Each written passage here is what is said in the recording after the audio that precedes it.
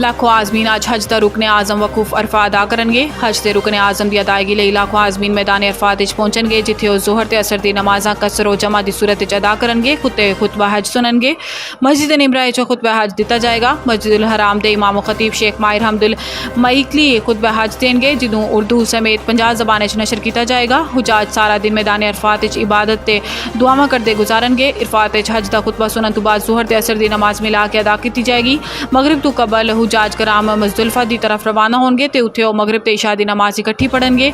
मुज़दलिफा विच हजाज कराम रमी जुमेरात लई कंकरियां इकट्ठी करनगे। इतवार की सुबह हुजाम कराम वापस मना रवाना होंगे तो रमी जुमेरात करनगे, जिस तो बाद कुर्बानी की जाएगी तो आज़मीन दा फरीज़ा हज मुकम्मल हो जाएगा। पंजाब विच कैदियों नूं ईद उल अज़हा ते आले खाना नाल मुलाकात की इजाज़त होएगी। लाहौर वज़ीर आला पंजाब मरीम नवाज़ ने सूबे दी जेलां च कैद हवालातियां ते 9 उमर कैदियों की ईद उल अज़हा ते खसूसी मुलाकात की इजाज़त दे दी। असीरान ते कैदी आले खाना नाल ईद के पहले 2 दिन सुबह 9 तो शाम 5 बजे तक खसूसी मुलाकात कर सकणगे, जबकि कैदियों नूं वालदैन बहन भाइयां बेटा बेटी ते बीवी नाल मुलाकात की इजाज़त होएगी। जेल सुपरिटेंडेंट असीरान लई रात के खाने का खसूसी एहतमाम करनगे। IG जेल खाना जात मियां फारूक नज़ीर की जानिब तो जेलों के सुपरिटेंडेंट नूं मरासला इरसाल कर दिता गया है।